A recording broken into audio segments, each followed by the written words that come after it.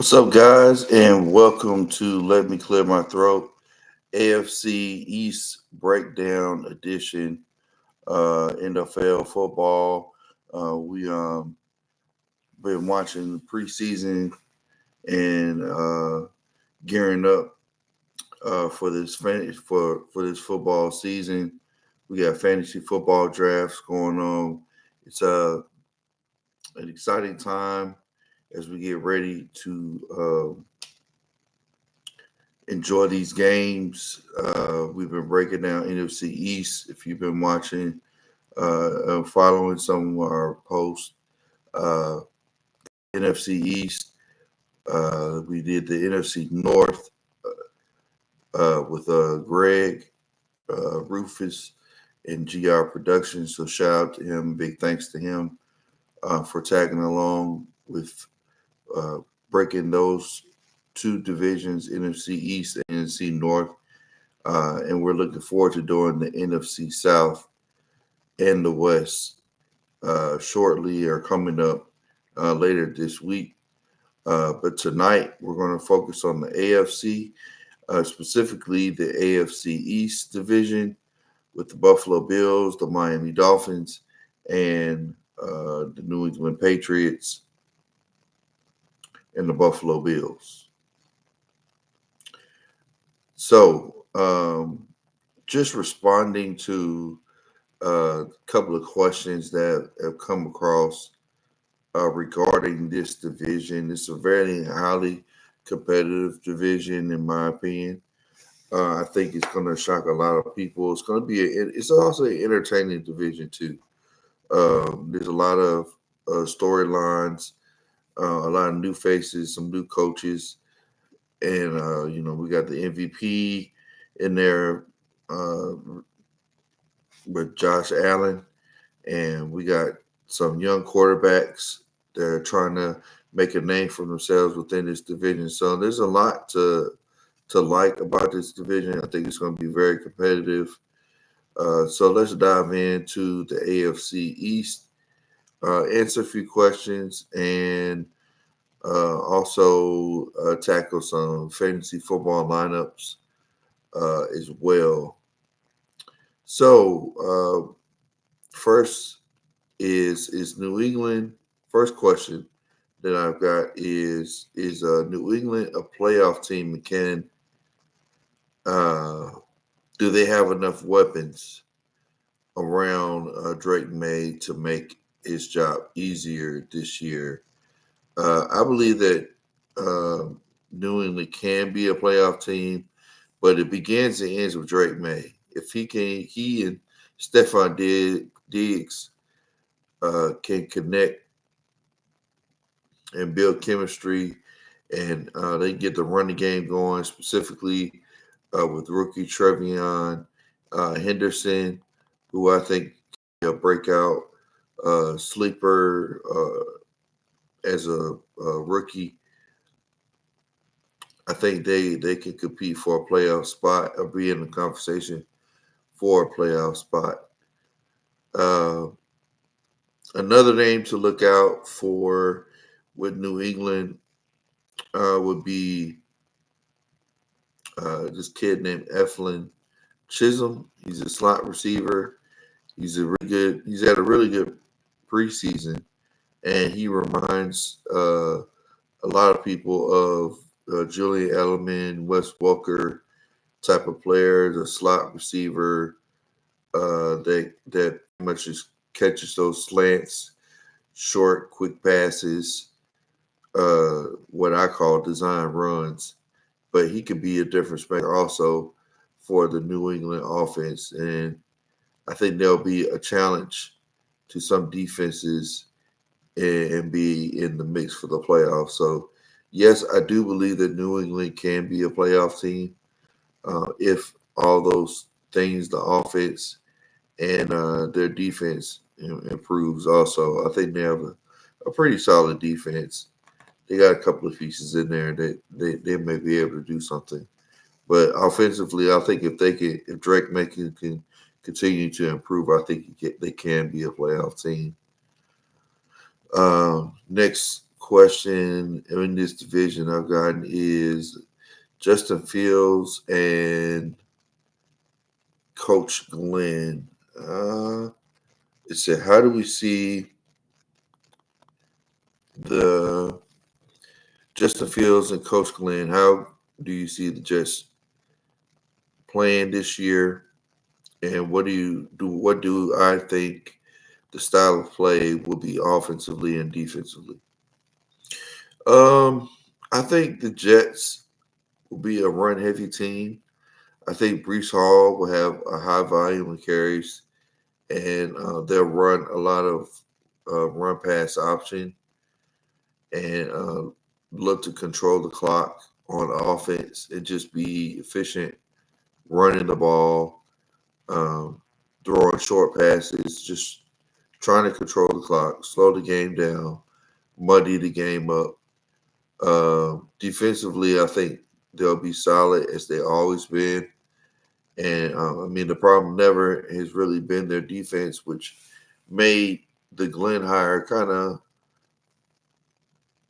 of surprising, maybe a little bit, and a little suspicious because their defense was never really a problem. It was never really an issue, but it was just their offense. And so I think they're going to take a conservative approach with Justin Fields and um, kind of not put too much on him to where he's throwing the ball all over the field. But I think they're going to run the ball a lot, and that benefits Justin Fields too because he's a very good, capable, mobile quarterback that can do a lot of things, and his mobility is a weapon. And I think at times that mobility is going to help him get the ball to Gary Wilson down the field.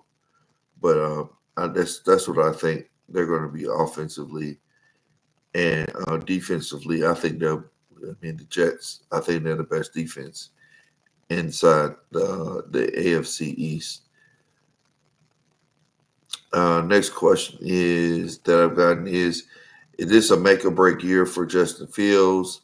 With this being his third stop in his young career, how would you summarize his development in Chicago to Pittsburgh and to now with the Jets? Was his treatment fair or unfair? That's a really good question. Uh, like I said, I think Justin Fields is going to be um, asked to manage the game, be a game manager, than just necessarily a playmaker. Uh, he's going to be asked to, basically just to protect the football, don't turn the football over. I think his experience that he had in Chicago and Pittsburgh showed him or taught him how to be flexible and help build his leadership and mental toughness and confidence. Because I believe he gained his confidence in Pittsburgh, even though he started the season but was eventually benched. I think he learned how to play better at the quarterback position, but also learning from Russell Wilson at the same time, and just being at a football on a football team that is structured, that is organized, like the Steelers, but just a strong organization, a strong history with Mike Tomlin. I think in Chicago, the thing that I believe that was unfair was he wasn't given the requisite weapons to be successful. And we kind of talked about this in the AFC North earlier in the previous podcast that, Caleb Williams was pretty much gifted with everything, wide receiver, running back, even a few defensive guys. Whereas Justin Fields was kind of just left with nothing. So but DJ Moore, really.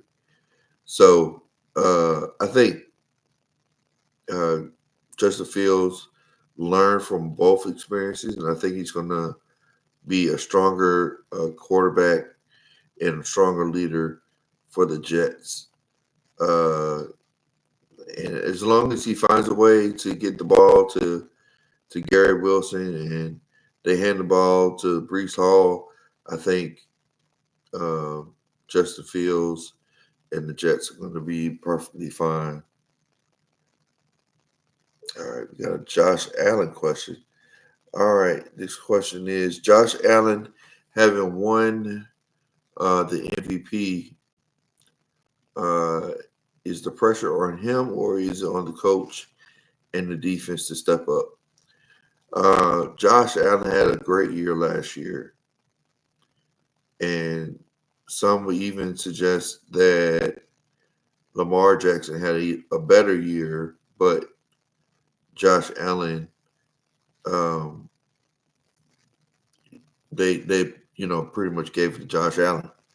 But I think to answer this question, it's really up to Josh to just maintain his MVP play.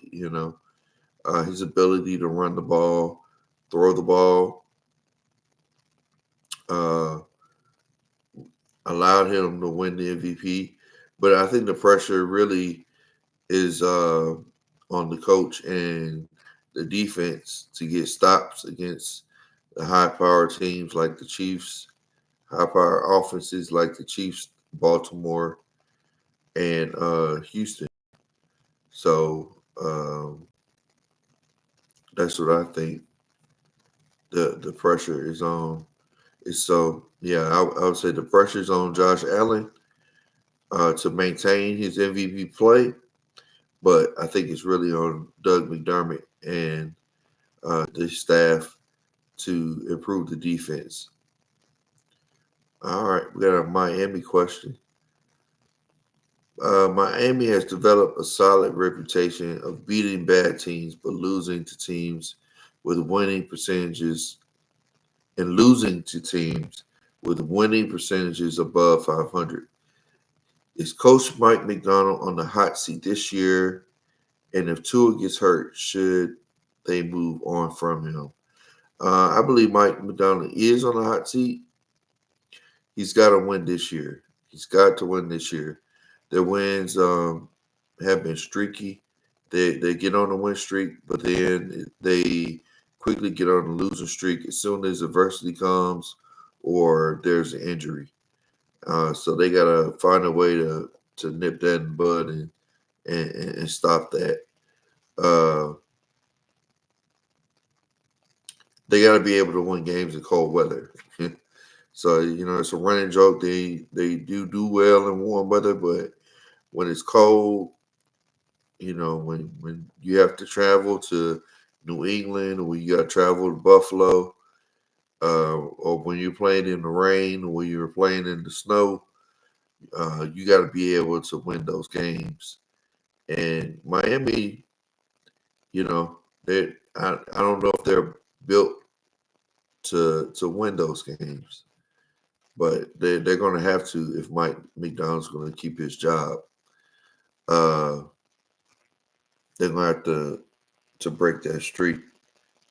And if Tua does get hurt, I do believe with next year's draft being QB heavy, I think Miami could look to move on from Tua if he gets hurt, especially if he gets another concussion. I think for his safety, if he does get another concussion, he may need to consider retirement.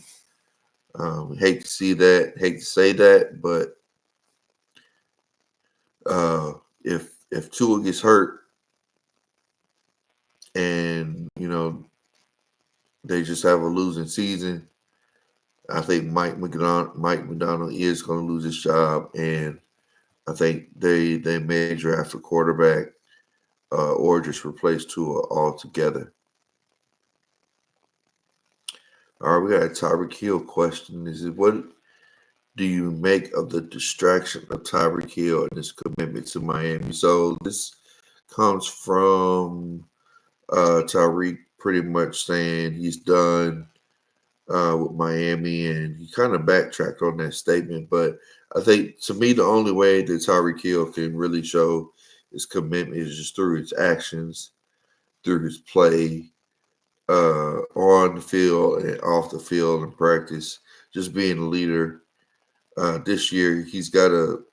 This year is pretty much a push the reset button for the Miami Dolphins, just as an organization, and for him as a player, because he is an electrifying player, an explosive player. He can still, his speed. I mean, can't catch him. But the chemistry that Tua and Tyreek Hill have is great, and they just have to rebuild that trust and learn from all the mistakes they made in previous years. Like we said before, us, you know, being able to beat teams that are above 500. It being a team effort because their defense has to improve as well. But they need Tyreek to be all in and to be fully committed, even when things don't go as bad, the go as good as they or he thinks that they should go. So that's what I think about Tyreek Hill as far as his commitment to Miami. Uh, Hopefully, he takes advantage of this opportunity, or else maybe they trade him in mid-season. If he shows any quit or any desire, he may request a trade, and that just would be just a bad look for Tyreek Hill because in his career, because he really is an explosive player. He could be a Hall of Fame type of player if he just focuses on football and improving the team Miami and playing like he did in Kansas City. It actually makes him look bad because he probably could still be in Kansas City if he took less money or wasn't or just decided to leave. If he did decide to leave Kansas City to go to Miami, so we'll see how he plays this year. Buffalo. This question is: does Buffalo need to be on upset alert in their division, or are they just the clear favorites to win their division? It's a really good question. Um, if Miami can run the ball with Acne and they get the ball to Hill and Waddell. I think Miami they can challenge Buffalo. I'm not very high on Buffalo in their defense. Excuse me. If Drake May doesn't turn the ball over and continue to improve throughout the season, and if the Jets can control the clock offensively and play solid defense, it's not a guarantee that Buffalo will, win outright. It very well may come down to just a tiebreaker as far as matchup wise goes. It will be.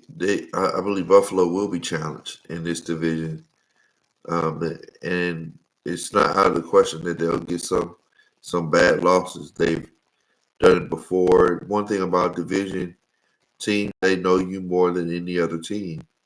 Um, so Miami, New England, The Jets, they know Buffalo very well, very familiar with each other. They're all familiar with each other. So it's not out of the question. I don't think they're the clear favorites. I think they're going to be favored to win that division, but I don't think they're. I think New England is going to make it difficult. The Jets going to make it difficult. Miami, I think they're all going to make it difficult on each other to win the division. All right. The next question: Who wins the division and why? I do believe that the Buffalo Bills will find a way to win the division. And I think the reason why they'll find a way is just through Josh Allen. I think he continues his hot streak, uh, throwing the ball, running the ball, being a weapon. Um, in a way, on paper, it looks like he doesn't have a lot. He's got James Cook. He still has Kincaid, Keon Coleman. This is going to be his year as the number one receiver, so he's going to have to step up. And but I think Josh Allen, they're in the Buffalo Bills. They're going to find a way to win that division, and I think the Patriots also, with somewhat similar skill set, will be right there alongside with them in there. So fantasy football lineup. Who would I start from the AFC East? At quarterback, I go Josh Allen. Obviously, I had Josh Allen last year in my fantasy football uh, on my fantasy football team, and I came in second, but came in second. So obviously, Josh Allen. Brees Hall, I think he's going to have a good year. He's going to get a lot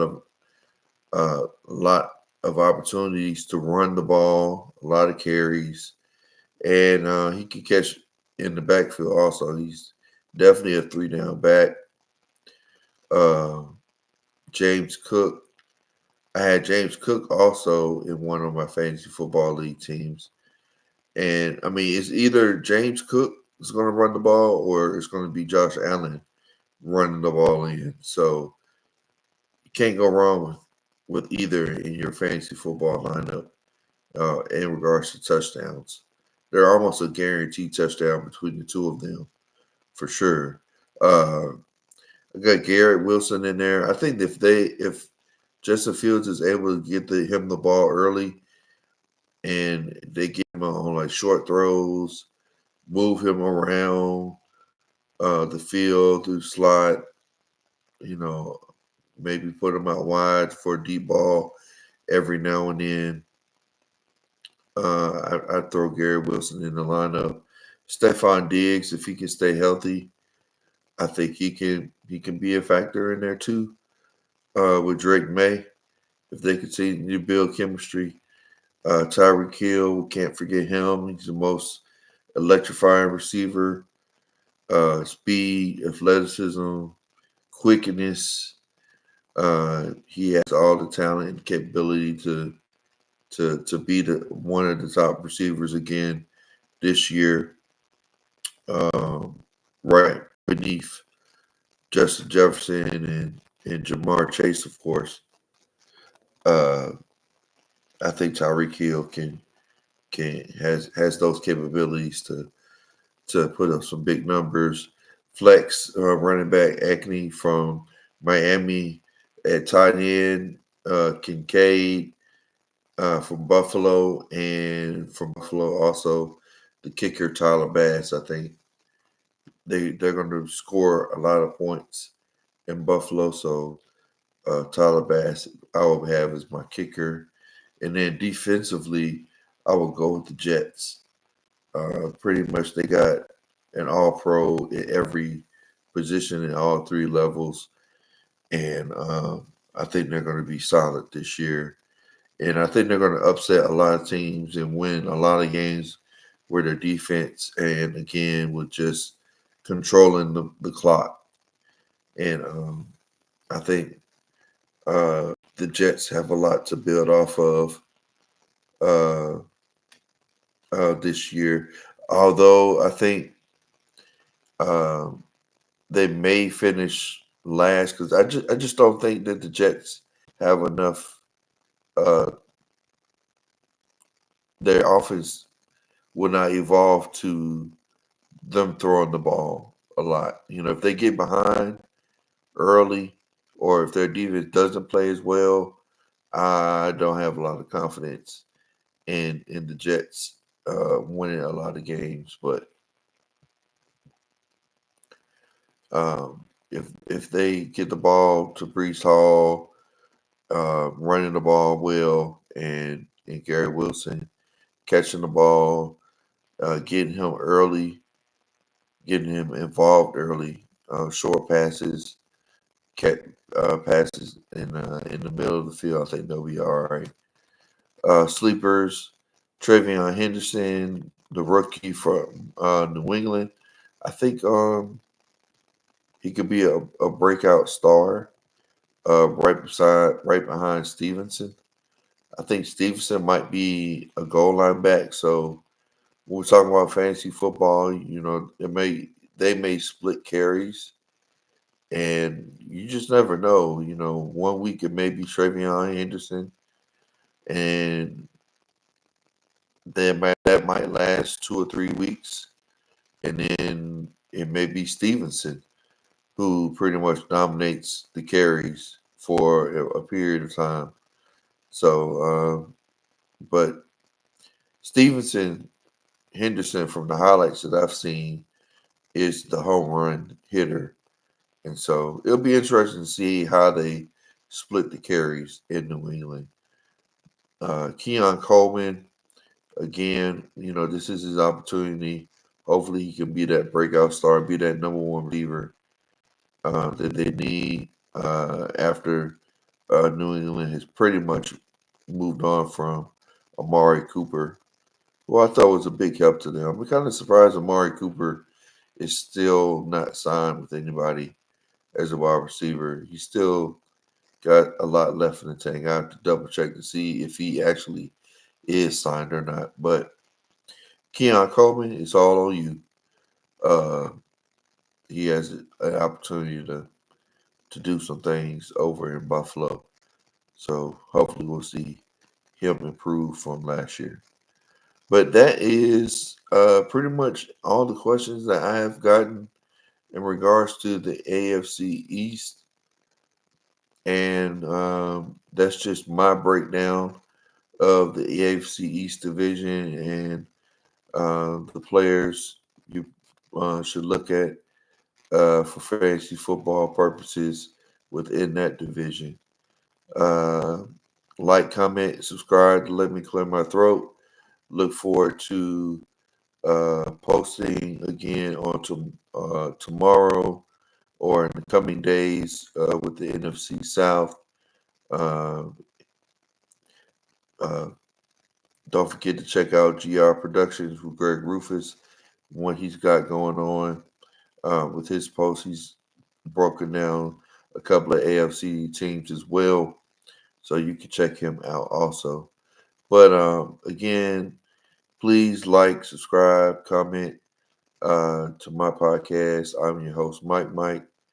Uh, good rapping with you guys. Talk to you later. Enjoy the preseason and enjoy your fantasy drafts.